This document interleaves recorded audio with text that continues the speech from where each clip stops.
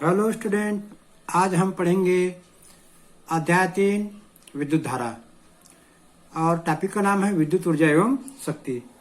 पहले यह टॉपिक इस यूनिट में रहता नहीं था, अब ये नया टॉपिक जुड़ गया है और आपको तो मालूम ही है कि इस टॉपिक से 2 अंक के 2 प्रश्न और 3 अंक के 1 प्रश्न आएगा। तो आज जो पढ़ेंगे वो 3 नंबर के लायक लग रहा है।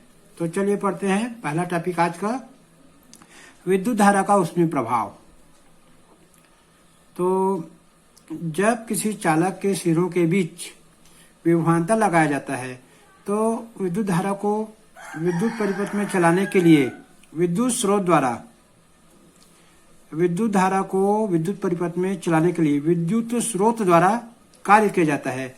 यह कार्य ही तार में ऊष्मा के रूप में प्रकट होता है। तो ये तो हो गया इसका सिद्धांत, विद्युत धारा का उसमें प्रभाव कैसे कार्य करता है। अब हम थोड़ा इसको डिटेल में जाने। तो डिटेल में जानने के लिए ये मैं कुछ बनाया हूं। देखिए चित्र में ये जो बड़ा बक्सा दिख रहा है, एक चालक दिखाया गया इसमें, और चालक के दोनों सिरे को विद्युत परिपथ से जोड़ करके एक बैटरी से जोड़ दिया गया है। इलेक्ट्रॉन सिद्धांत के अनुसार जब चालक तार के दोनों सिरों के बीच विभवांतर लगाया जाता है तो तार के प्रत्येक बिंदु पर विद्युत क्षेत्र उत्पन्न हो जाता है। जब चालक तार के दोनों सिरों के बीच विभवांतर लगाया जाता है तो तार के प्रत्येक बिंदु पर विद्युत क्षेत्र उत्पन्न हो जाता है, जिससे इलेक्ट्रॉन क्षेत्र की विपरीत दिशा में त्वरित हो जाते हैं। जब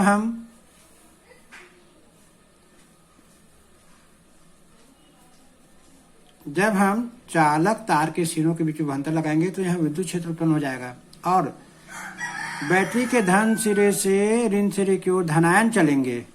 लाल लाल जो दिख रहा है बिंदी वो धनायन है, और जो नीला दिख रहा है तो बैगनी वो इलेक्ट्रॉन है, वो विद्युत क्षेत्र के विपरीत दिशा मतलब धनायन के विपरीत दिशा में चलने लगते हैं। ये त्वरित इलेक्ट्रॉन धनायनों से टकराते हैं और इलेक्ट्रॉन जो है मार्ग में आने वाले धनायन से टकराते हैं और बैटरी से प्राप्त अपनी ऊर्जा को खोते जाते हैं। इलेक्ट्रॉन जो रहेगा वो बैटरी से जो उनको ऊर्जा मिला रहता है वो उसको खोते जाता है और आगे पुनः त्वरित होते हैं, पुनः धनायनों से टकराकर अपनी ऊर्जा को खोते चले जाते हैं। तो इलेक्ट्रॉन जो है मार्ग में आने वाला धनायन से टकराएगा और जो उनको विद्युत स्रोत से बैटरी से जो ऊर्जा मिला रहता है उसको वो खो देता है, धनायन को दे देता है। इलेक्ट्रॉन के द्वारा खोई गई ऊर्जा ही तार में ऊष्मा के रूप में प्रकट होती है। तो इलेक्ट्रॉन जो ऊर्जा खोएगा वही तार में ऊष्मा के रूप में प्रकट हो जाएगा, तार गर्म हो जाएगा।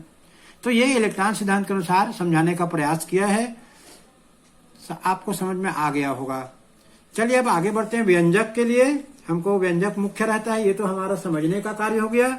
समझना भी जरूरी है, तभी हमको यकीन होता है। व्यंजक अब देखेंगे।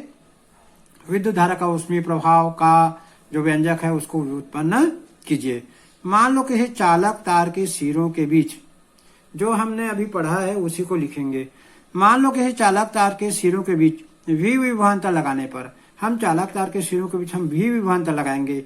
T सेकंड तक उसमें I धारा प्रवाहित होती है। जब हम किसी चालक तार के सिरों के बीच विभवांतर लगाते हैं तो उसमें से धारा प्रवाहित होती है। T सेकंड में तार में बहने वाला आवेश, T सेकंड में तार में जो है उसमें कितना आवेश बहेगा, तो इसका सूत्र है आवेश Q बराबर I इंटू T। ये सूत्र कहाँ से आया, ये वैसे समीकरण नंबर 1 दे देते हैं। ये सूत्र आया है, हम लोग जानते हैं धारा बराबर होता है आवेश बटे समय। ये धारा की परिभाषा से आया है। Q बराबर IT कहाँ से आया, हम जानते हैं I बराबर Q बटे T। तो इसको हम Q के लिए हल करेंगे तो IT हो जाएगा। Q आवेश को तार के एक सिरे से दूसरे सिरे तक ले जाने में किया गया कार्य। अब हम आवेश को तार के एक सिरे से दूसरे सिरे तक ले जाएंगे तो कितना कार्य करना पड़ेगा, W बराबर Q इंटू V। तो ये कहाँ से आया, ये भी आया है, इसको हम जानते हैं। ये आया हम विभवांतर की परिभाषा से हम लोग जानते हैं V बराबर W बटे Q। एकांक धनावेश को एक बिंदु से दूसरे बिंदु तक ले जाने में किए गए कार्य को विभवांतर कहते हैं। तो v को डब्ल्यू बटे क्यू होता है, तो डब्ल्यू के लिए इसको हल करेंगे तो v इंटू क्यू हो जाएगा या q इंटू v हो जाएगा। अब हम समीकरण 1 से q के मान को समीकरण इस वाले में रख देंगे। यहां पर q का मान समीकरण 1 से रखेंगे, यहां लिखेंगे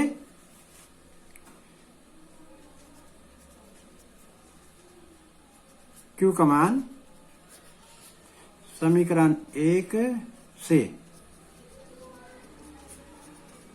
रखने पर q का मान हम यहां समीकरण 1 से रख देंगे तो w का मान बदल जाएगा। w बराबर q की जगह it रख देंगे, it v हो जाएगा। थोड़ा इसको एडजस्ट करके लिख दें, v i t अच्छा लगता है ये, v i और t। ये हमारा आवेश को एक सिरे से दूसरे सिरे तक ले जाने में किए गए कार्य का समीकरण आ गया। इसको हम लोग दे देते हैं समीकरण नंबर 2। अब हम लोग जानते हैं ओम के नियम से जानते हैं। ओम के नियम से हम लोग क्या जानते हैं? हम लोग ओम के नियम से जानते हैं। हम लोग लिखेंगे यहां चूंकि V बराबर I इंटू आर, ये हम लोग जानते हैं I R, V equal to I R. किससे जानते हैं हम लोग?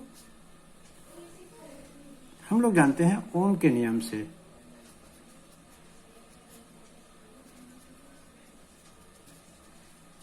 ओम के नियम से जानते हैं हम लोग। तो इस V का मान समीकरण 2 में रखने पर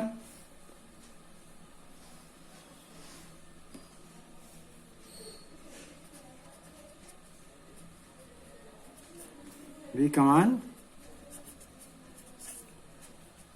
समीकरण 2 में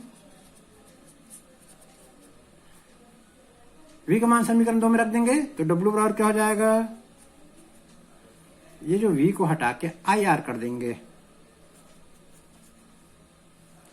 इंटू आई टी। ये V की जगह आई आर रख दिए, आई टी पहले से तो आई टी रख दिए। इसको अब हल करते हैं, थोड़ा आगे ले जाते हैं इसको। आई 2 बार है तो आई स्क्वायर आर टी, ये हमारा आ गया समीकरण नंबर 3। थोड़ा इसमें ओम का नियम लगा दिए हमने, और ओम के नियम लगाने के बाद में ये आ गया समीकरण 3। अब पुनः इसमें हम लोग ओम का नियम लगा देंगे। पुनः हम लोग जानते हैं V equal to I R, तो I के लिए हल करेंगे इसको, तो I के लिए हल करेंगे तो ये क्या हो जाएगा? V बटे R हो जाएगा। इसको हम लोग जानते हैं हल करना। अब इस I का मान हम समीकरण 3 में रख देंगे।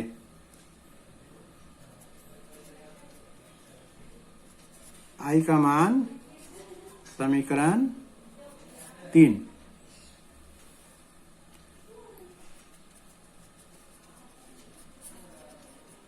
I का मान समीकरण 3 में रखने पर हम लोग रख देंगे तो W बराबर क्या हो जाएगा?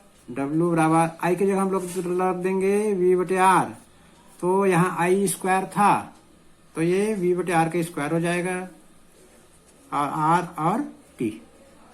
इसको हम लोग ब्रैकेट को बाहर करेंगे, खोलेंगे, V square R square into R into T। अब इसमें हम लोग एक आर को यहां से काटेंगे, 2 आर है तो एक आर काट दिए, एक काट दिए हमने, क्या बचेगा? W बराबर बचेगा V स्क्वायर T बटे नीचे में 1 आर। ये आ गया हमारा समीकरण नंबर 4। ये हमारा समीकरण 4 आ गया। अब हम लोग लिखेंगे समीकरण 2, 3, 4 द्वारा प्रदर्शित कार्य ही तार में ऊष्मा के रूप में प्रकट होता है।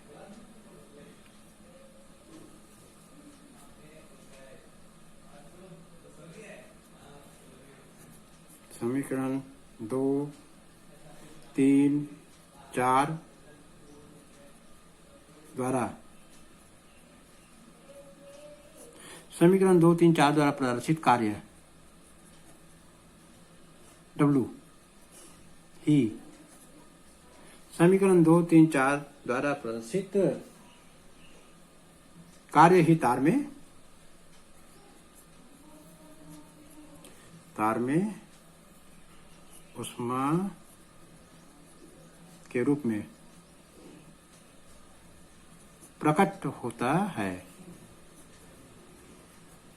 हम लोग लिखेंगे समीकरण 2, समीकरण 3 व समीकरण 4 द्वारा जो प्रदर्शित कार्य जो है वो ऊष्मा के रूप में प्रकट होता है। तो लिखेंगे अतः तार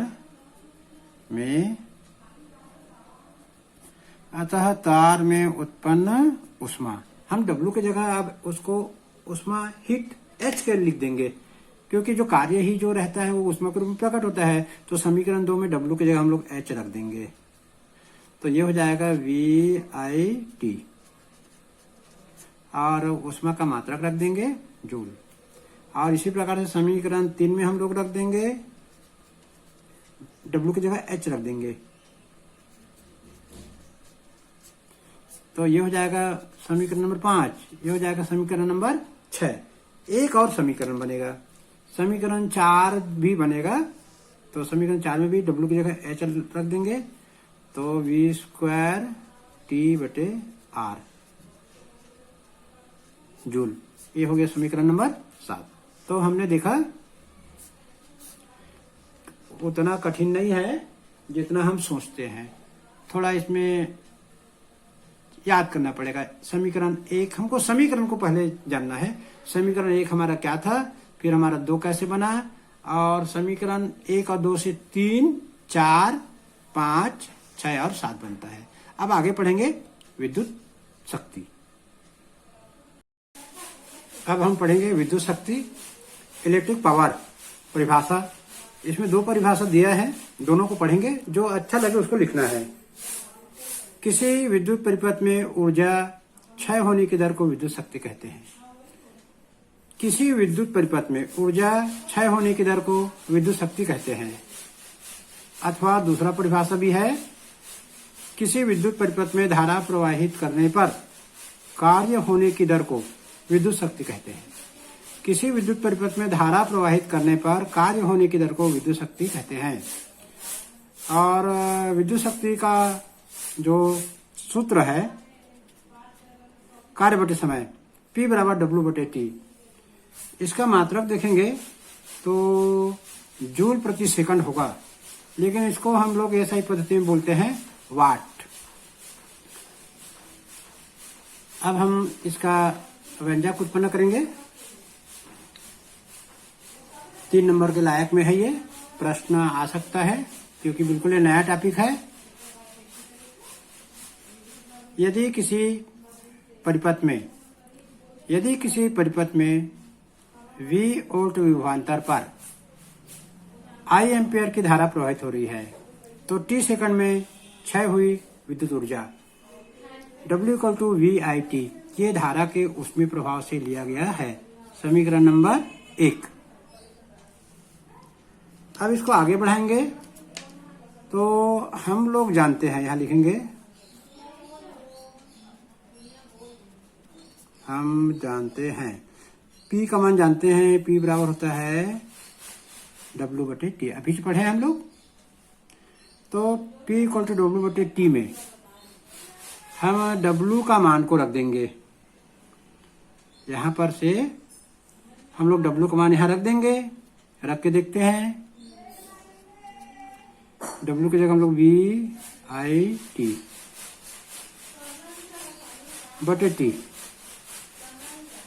W की जगह हम लोग रख दिए VIT, T की जगह T। अब ये T और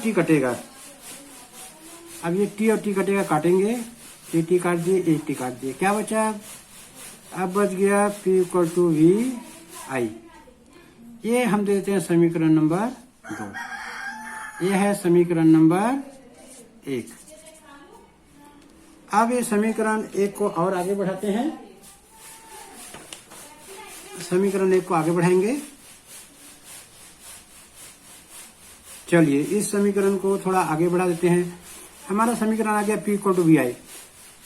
फिर से हम यहाँ पर लिखेंगे, हम जानते हैं क्या जानते हैं, चूंकि V = होता है IR। ये क्या होता है V = IR? ओम का नियम होता है। हम सभी जानते हैं ये क्या चीज है, ओम का नियम है। तो V का मान समीकरण 2 में रखने पर V का मान समीकरण 2 में रखने पर V का मान समीकरण 2 में रखने पर ये V का मान यहां पर रख देंगे तो क्या होगा, तो P बराबर V की जगह आई आर रख देंगे और पहले से आई और है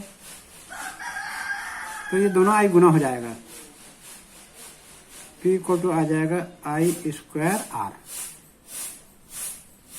P इक्वल टू आ जाएगा आई स्क्वायर आर और इसको हम दे देंगे, अब चूंकि समीकरण 2 हो चुका था ये हो जाएगा समीकरण 3। अब हम P equal to I square R को थोड़ा सा और आगे बढ़ा देंगे। अब यहां पर हम लोग लिखेंगे पुनः लिखेंगे V equal to I R से आई का मान निकालेंगे, आई से मान निकालेंगे तो V बटे आर हो जाएगा। तो आई का मान समीकरण 3 में रखने पर आई का मान समीकरण 3 में आई का मान समीकरण 3 में रखने पर, तो समीकरण 3 में रखेंगे आई का मान, तो P इक्वल टू आई का मान, ये आई का मान V बटे आर रख देंगे तो स्क्वायर यहां लगाना पड़ेगा, ये आर है तो आर रखेंगे। अब इसको हल करेंगे, 2 बार लिखेंगे इसको V बटे आर इंटू V बटे आर इंटू आर,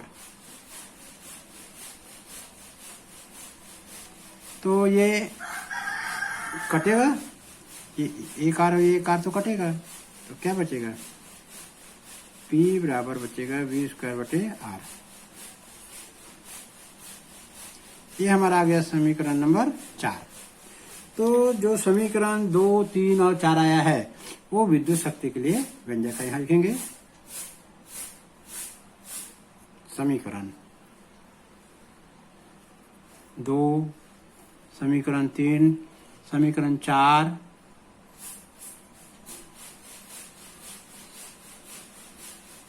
विद्युत शक्ति के लिए, समीकरण 2, 3, 4 विद्युत शक्ति के लिए व्यंजक है। तो ये छोटा सा है समीकरण, नया टॉपिक है, परीक्षा में आ सकता है। यदि पेपर सेट करने वाले का दिमाग यदि चढ़ गया कि बार बार हम पुराना प्रश्न को देते हैं, क्यों ना हम नया प्रश्न दें, तो ये परीक्षा में आ सकता है। इसके बाद हम आगे पढ़ेंगे विद्युत परिपथ में व्यय होने वाली ऊर्जा। अब हम पढ़ेंगे विद्युत परिपथ में व्यय होने वाली ऊर्जा।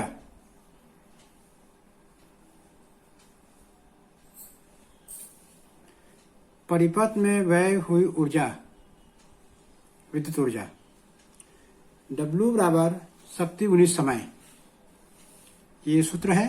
परिपथ में व्यय हुई ऊर्जा जिसको हम विद्युत ऊर्जा कहते हैं, परिपथ है तो W बराबर शक्ति गुणित समय। W बराबर शक्ति को P से दर्शाते हैं, समय को T से।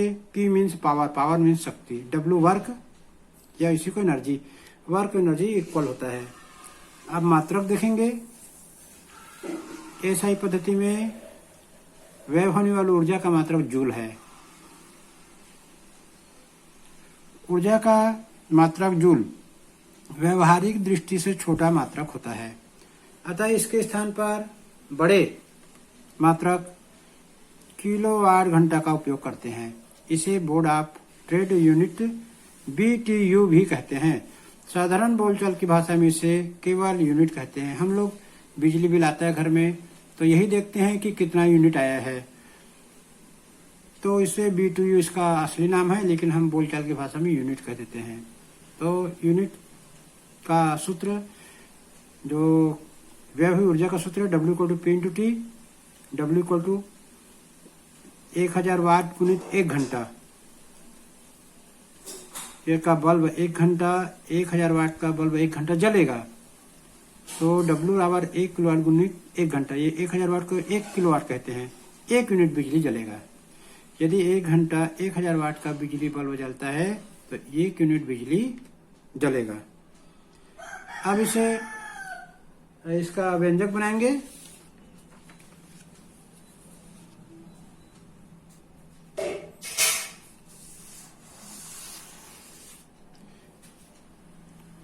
यदि किसी परिपथ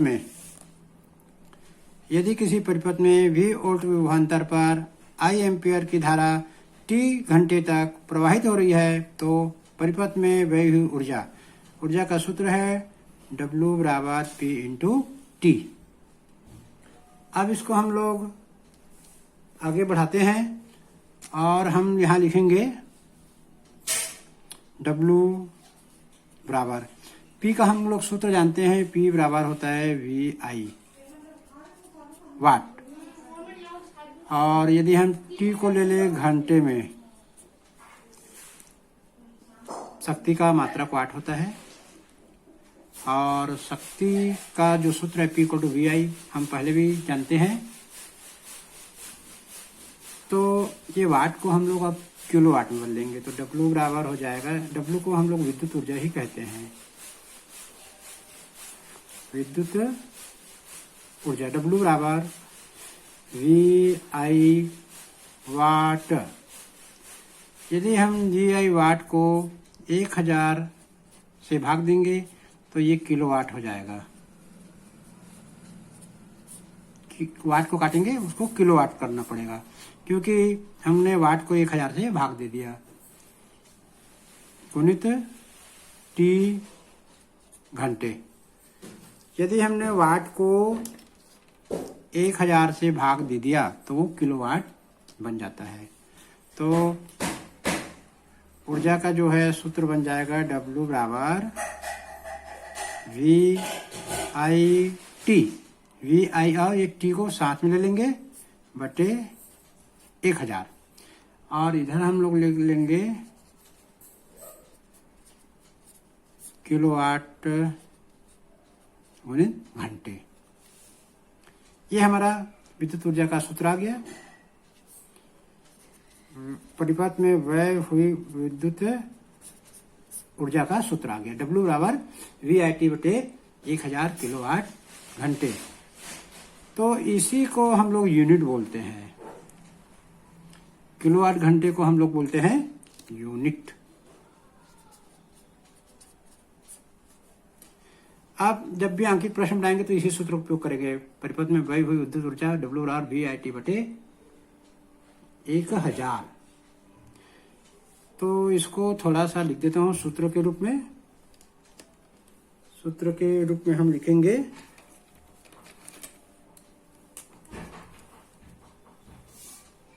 यूनिट की संख्या लिखेंगे। हाँ,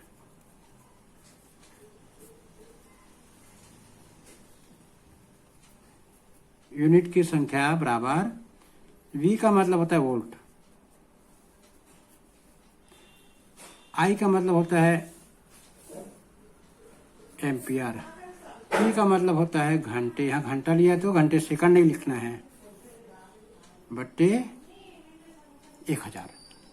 यूनिट की संख्या आ गया वोल्ट गुणित एम्पियर गुणित घंटे बट्टे 1000। वोल्ट गुणित एम्पियर को बोलते हैं वाट, वाट गुणित घंटे बटे 1000। यूनिट की संख्या नंबर ऑफ यूनिट। तो ये सूत्र आ गया। यदि हम किसी परिपथ में व्यय हुई ऊर्जा का मान यूनिट में निकालना चाहते हैं तो वाट गुणित घंटे बटे 1000, या W बराबर VIT बटे 1000 किलोवाट घंटे यूनिट में निकालेंगे। तो यही जो है विद्युत परिपथ में व्यय होने वाली ऊर्जा का व्यंजक है। बिल्कुल नया टॉपिक है, परीक्षा में आ सकता है। यदि पेपर सेट करने वाले का दिमाग इस प्रश्न की ओर चला गया तो बिल्कुल आएगा, तो इसको नज़रअंदाज नहीं करेंगे, इसको अच्छा से याद कर लेंगे। और कल अगला टॉपिक पढ़ेंगे। चैनल का पढ़ाई कैसा लगा, अच्छा लगा तो कमेंट्स करना, और चैनल को सब्सक्राइब नहीं किए हो तो सब्सक्राइब करना, ताकि अगला वीडियो जैसे ही मैं अपलोड करूंगा वो आपके यूट्यूब के सब्सक्रिप्शन बॉक्स में नोटिस आ जाएगा। तो आज इतना ही बस।